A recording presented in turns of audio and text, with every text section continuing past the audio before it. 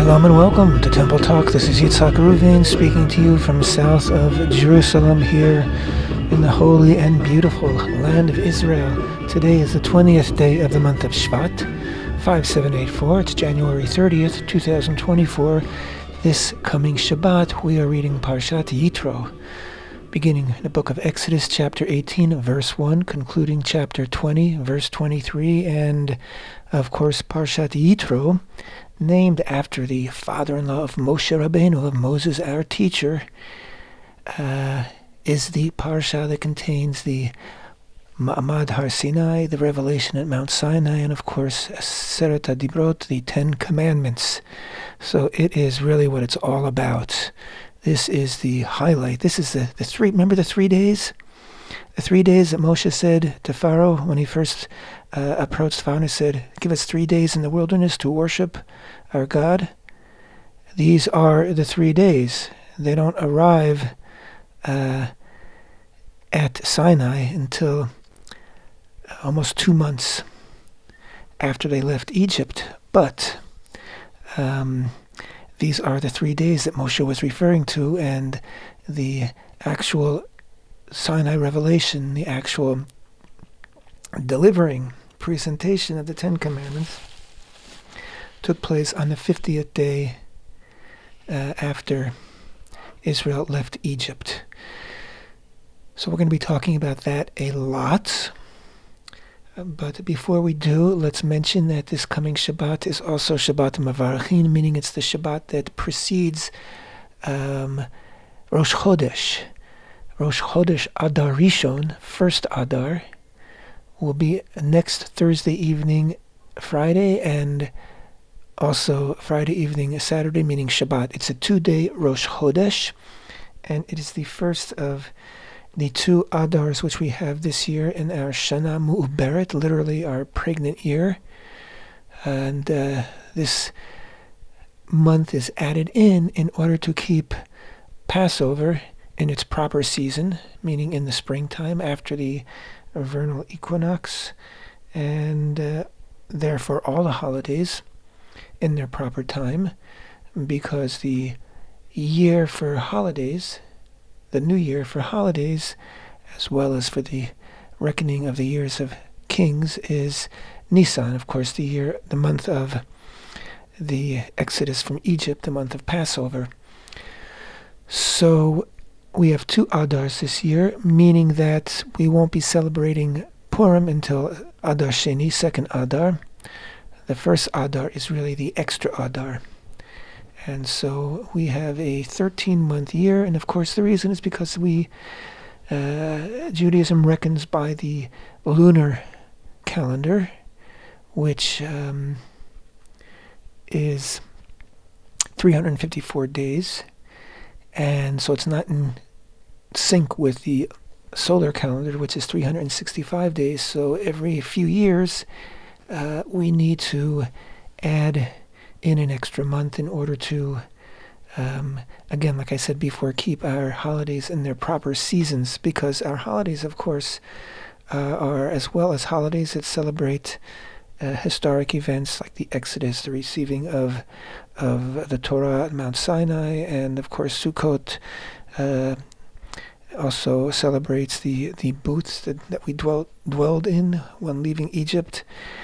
They're also agricultural holidays as well. So, and of course agriculture is totally dependent on the seasons of the year. So it's of great importance that we keep these things aligned and in their proper times. And of course, as we read just 2 weeks ago, just before Israel left Egypt, God said to Israel, you will announce, you will declare, you will determine the new month. Meaning God was giving over to us what had been his exclusive responsibility up to then, and that was the responsibility of time, keeping time for ourselves, a true attribute of a free people, to be able to set our own calendar, to be able to have our holidays in their proper times. And again, God put us in charge. So that's what we were maintaining that responsibility to this day by always figuring in when necessary, when we have to add an extra month. And of course, in ancient times, in temple times, the new month was declared by virtue of eyewitnesses testifying that they saw the new moon, this tiny sliver of a new moon, and ever since the destruction of the Holy Temple, and after that, the final, the end, not the final, but the end of the Sanhedrin, a new calendar, a fixed calendar as it were, was adopted, a fixed way of calculating, and so we know in advance when we are going to have an extra month of Adar, and it happens every few years, and that's where we're at. So again, this coming Shabbat is Shabbat Mavarachin, meaning we make mention of the upcoming new month, and on Thursday evening through Saturday evening, we will be celebrating and marking 2-day Rosh Chodesh of the new month of Adar. Adar, of course, was the month that Moshe Rabbeinu was born into on the 7th, and it was a day on the 7th that he passed away. But of course, all those figures are figured into Adar Sheni, which is the original, the every year Adar. But to have an extra month, we should see as a blessing when it occurs. It gives us an extra month of our lives, extra month of this year to make changes when we need to make changes, to do good, to do the right thing. So bring it on. Speaking of bringing it on, a quick update into Israel's war against Hamas in the south and against Hezbollah in the north. Israel is inside Khan Yunis, which is basically the stronghold, was the stronghold of Hamas. And you hear a lot of figures, and there's always the fog of information when it comes to war. And there's the information that the IDF, the Israeli Defense Forces, puts out, and there's information that you hear from foreign sources. And if you want to be a responsible and informed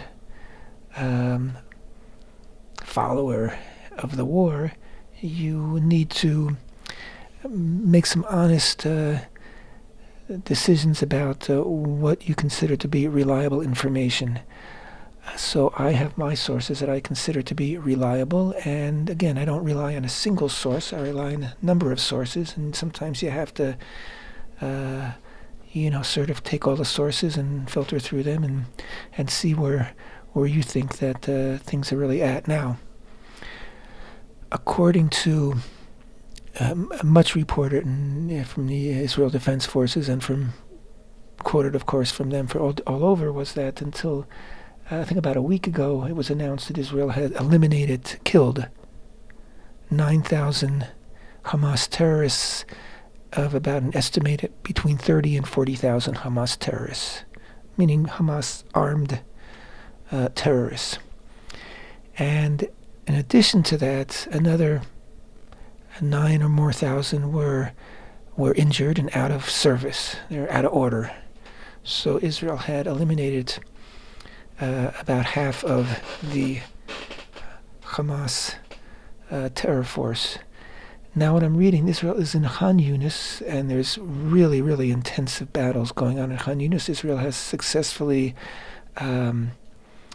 overseen the evacuation of, I think, most of the Palestinians out of Khan Yunis for their own safety. And I'm reading that in the past couple of days, Israel has eliminated a few thousand Hamas terrorists. Again, we have to always take everything we're hearing with a bit of a grain of salt, but I've been reading this from different sources, and in any case, Israel is eliminating large numbers of Hamas terrorists, which is very, very good as Israel continues to move south in the Gaza Strip. And Israel's next challenge will be securing the border between Gaza and Egypt. And of course, Egypt has sent some very, very threatening messages to Israel, saying, you dare try to take over Rafiah, which is the area, or the Philadelphia corridor, which is the area on the border.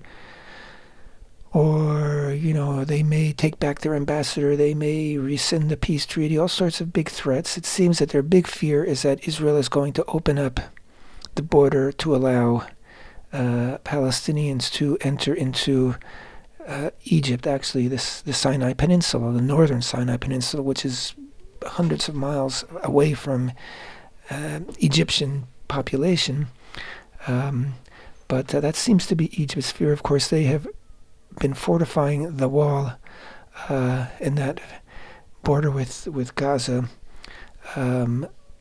so that no Palestinian can possibly get through unless, of course, they're willing to pay exorbitant amounts of money in order to be able to allow it out, which those who have the money are doing. I think if the United States were to build such a wall as Egypt has done along the United States-Mexican border, they could probably put an end to the illegal immigration into the United States. It's that serious a wall. If you've seen pictures or videos of it, they're not playing around. It would take probably a lot of dynamite to break through that wall. On the other hand, one reason, maybe the main reason why Israel needs to secure that border area is because of the tunnels underneath that wall, which continues to enable Hamas to smuggle in weapons and other things it finds necessary to survive. Now, Egypt is our ally, as it were. We have a peace treaty, and Egypt also sees Hamas, which is part of the Muslim Brotherhood, as an arch enemy. But nevertheless, when we see the incredible amounts of weaponry that Hamas has amassed, it hasn't come from the Israeli side, even though Israel has always let in many truckloads of supplies. They are inspected, and of course those weapons are not going through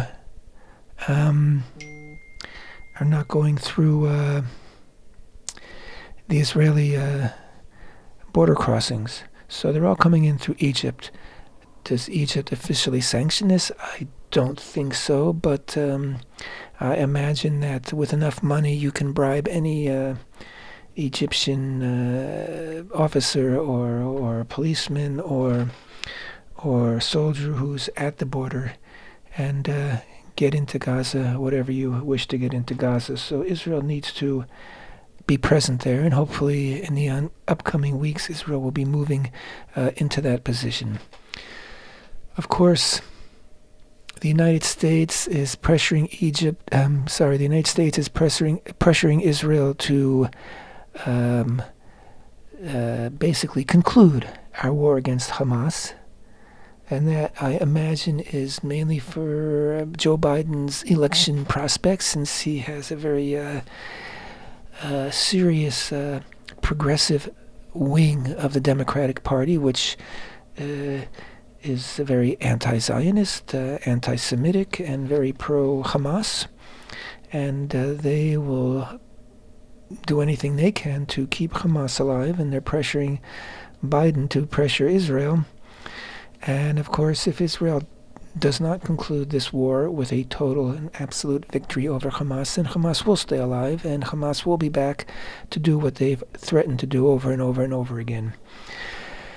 So, also in the news, right now in the news, is this alleged hostage exchange deal that's being considered by Israel, or Israel, they say, agreed to it, and they were going to present it to Hamas. The first I've heard now is that Hamas rejects it out of hand. And of course, it's a horrible deal for Israel.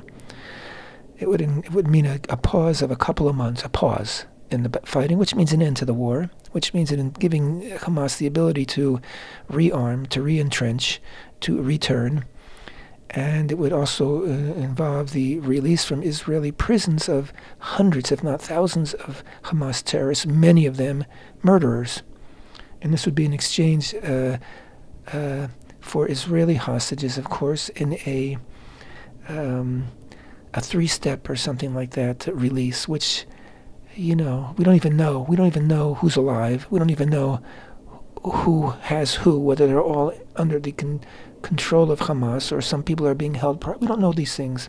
To agree to something like this, I can only imagine, and I'll tell you the reasoning in a moment, I can only imagine that Israel has agreed to this with the knowledge or the hope that Hamas won't agree. In that way, Israel can say, we agreed to a hostage exchange. Hamas didn't, because, of course, everybody's shouting hostage exchange, and the people who said hostage exchange and pause the war or stop the war, ceasefire, are supporters of Hamas. Unfortunately, inside Israel, there is a protest again, and this is being.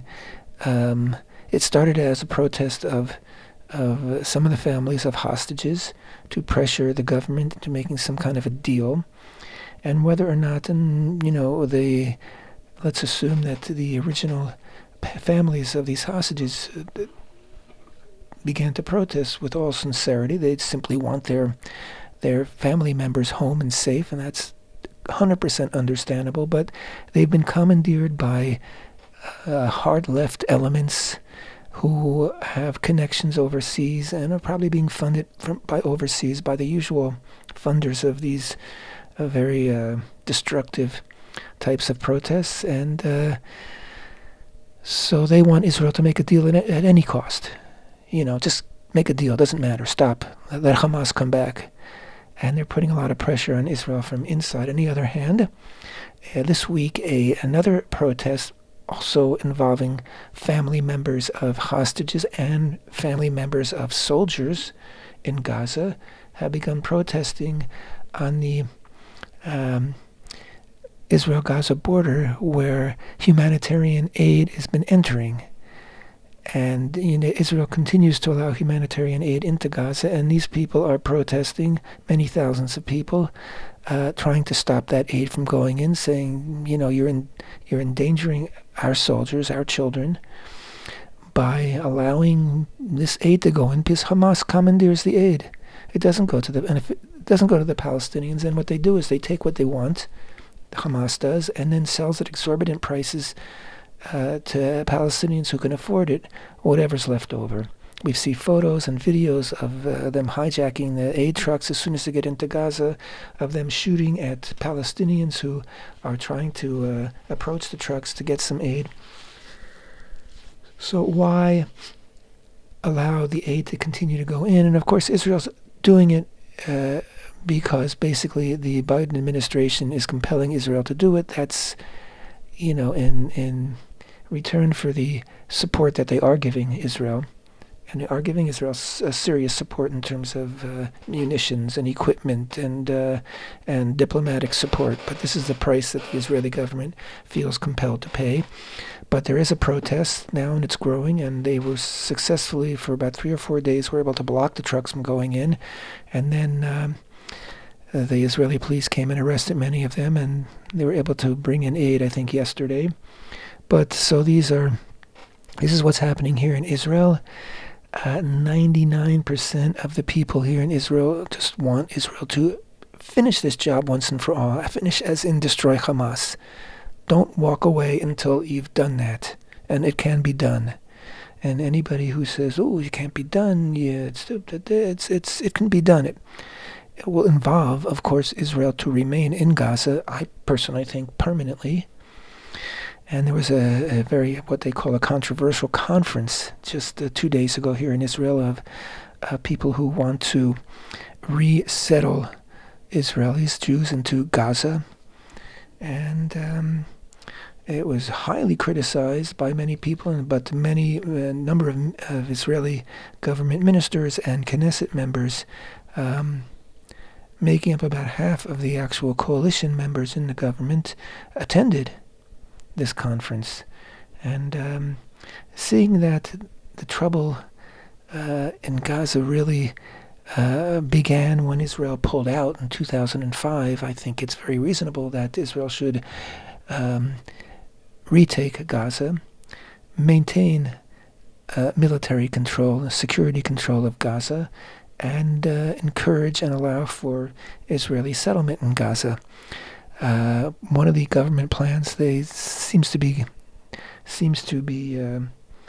in the works is that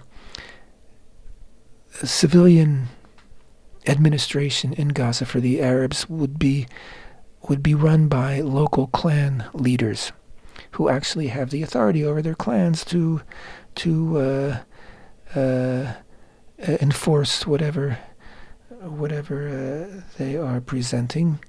This is an idea that's been talked about for a long time, also in Judea and Samaria, when Israel finally eliminates the Palestinian Authority. Mordechai Kedar, who is, you may have heard him, you may have heard his name, a brilliant man, expert in the Middle East, and he's been saying for many, many years that the only possible way of any type of autonomous self-rule for Palestinians would be via clan leaders, because that's where Palestinians owe their loyalty to. The idea that the Palestinians are a people that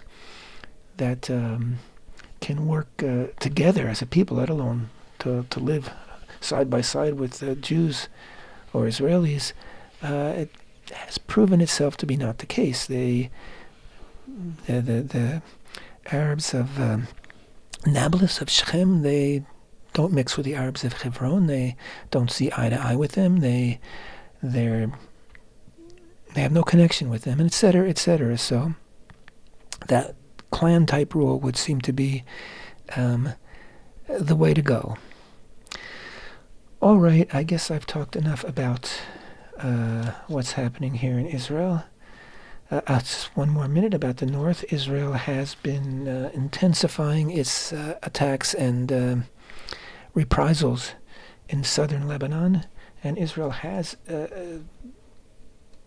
given out this warning that if Hezbollah does not move north of the Litani River in Lebanon by basically by February 1st, which is in 2 days, then Israel will militarily do what it needs to do to force Hezbollah behind that line. And of course, as they say, anything that we've witnessed vis-a-vis our fighting with Gaza will be 10 times as intensive if we really go at it head-on with Hezbollah, because they have hundreds of thousands of weapons, many of them precision weapons, many of them extremely destructive, and they continue to get them via Iran, through Syria and through Iraq. And Israel has, the Israeli Air Force many times is able to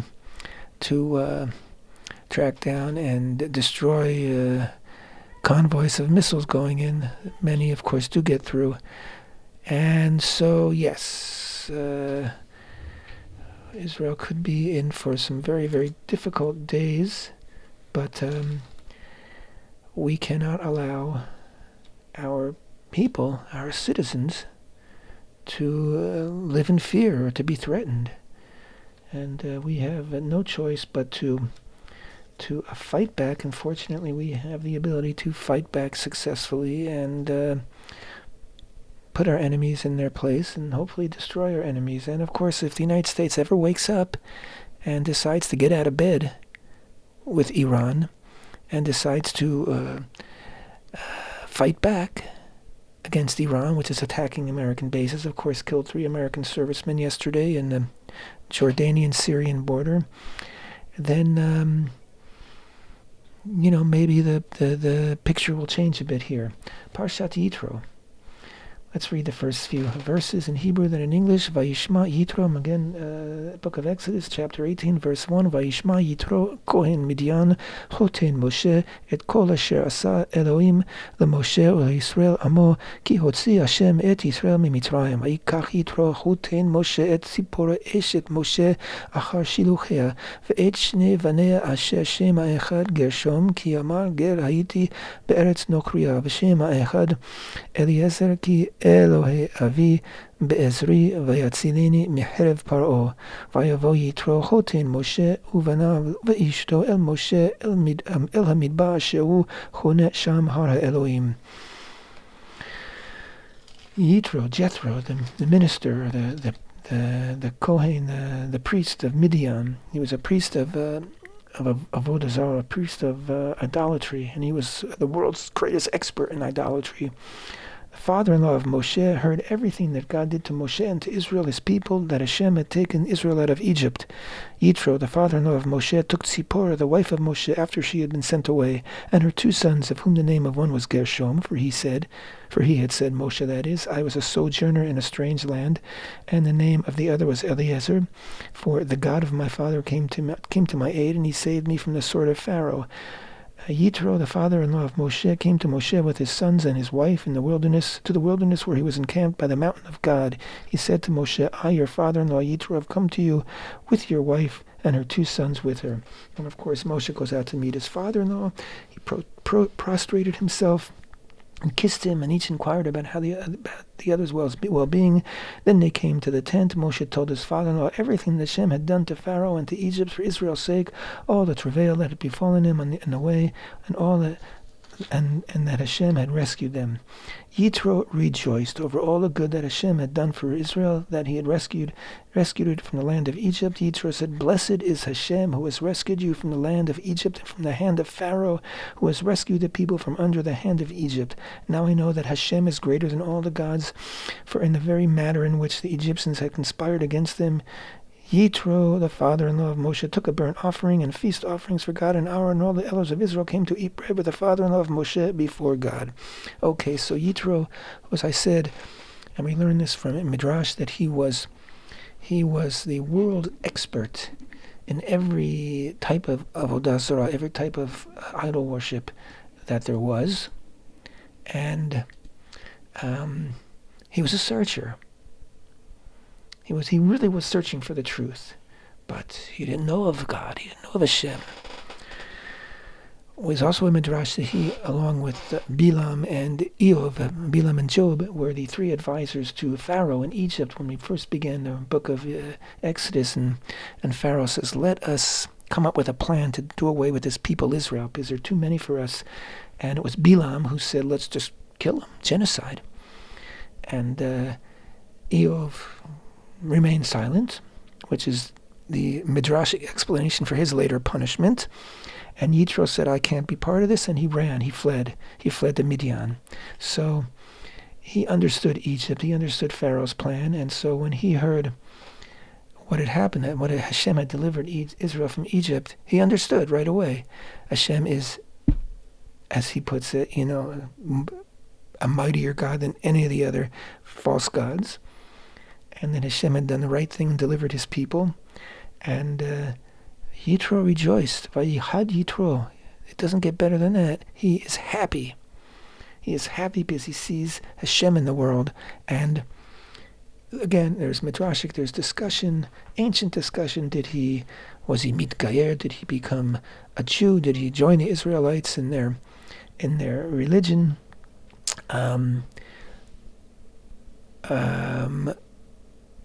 Some say yes, some say no. He actually went back to his own land. We learn that to Midian. He didn't continue with Israel, but it seemed that he took upon himself the worship and the recognition of the one God. And but what's also interesting here is that, what does he do? What did we just read? He made an offering. He made an offering to Hashem, and this parashat Yitro begins with Yitro's offering to Hashem, and it will close with, after the 10 Commandments, what I can like to call the 11th commandment, when Hashem says to Israel, you will make for me a mizbeach, an altar of earth, and wherever my name is mentioned, I will be there, and you will make offerings. So this parashah, this section of our reading, Yitro, begins and ends with offerings, and I think that's very significant when we look at the fact that this is perhaps the most important parashah in the book of Exodus, probably in the entire Torah, and probably the most important moment in the history of mankind, the Ten Commandments, when an entire nation bore witness to HaShem and bore witness and agreed to uphold these 10 commandments, which are basically the 10 commandments that to this day keep humanity on the up and up when humanity does decide to abide by these 10 commandments. And we see what's happening today, that when humanity doesn't agree to abide by these commandments, then things get very ugly. But my point is that, yes, this ancient practice of reaching out to Hashem through korbanot, through offerings, is something to be very much respected and considered. And many people today say, "Oh, that was something that was, primitive and pagan." No, it wasn't primitive or pagan. It's ancient. And, the first mention of offerings in the Torah are Cain and Abel. But Midrash, tells us that even Adam and Eve made an offering to Hashem. And of course, we also read about the offering from Noach and Avraham and Yitzchak and Yaakov, etc., etc. This is an ancient and well respected practice that Hashem that Hashem takes great pleasure in. He loves that man reaches out to him, and that this is man's initiative. God didn't command Adam or Cain or Abel or Noah, and he didn't command them to make an offering. That was their spontaneous response to whatever preceded. And Hashem loves that, which is why after the 10 Commandments, Hashem quickly wants to comfort and reassure a very frightened people. But they're frightened. Why are they frightened? Because of Hashem's presence. They were terrified of lightning and the thunder and the sound of the shofar and the earth shaking. And they even said to Moshe right after the 10 Commandments, "You from now on, you be our go-between. We don't want Hashem to talk to us directly. It's too frightening." And that's when Hashem says, "You'll build for me a mizbech." That's how we'll talk directly. You'll build for me a mizbech, and it won't be frightening. And that's what I want. And this mode of communication that you, mankind, came up with on your own, I'm now going to enshrine that in the Torah, and I'm going to officially endorse. And we will see in the future, as we get into the book of Leviticus, how the practice of offerings, of all different kinds of offerings, became the central mainstay of the avodah, of the service in the Holy Temple, in the Mishkan, in the tabernacle, of course, first in the wilderness, and then later in the Holy Temple.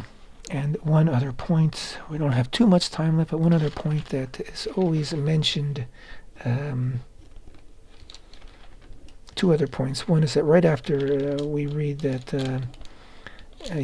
Jethro made offerings, we see that Jethro was watching Moshe as he sits and delivers judgment over all sorts of issues for the people of Israel throughout the day and the night, and he says, you can't go on like that.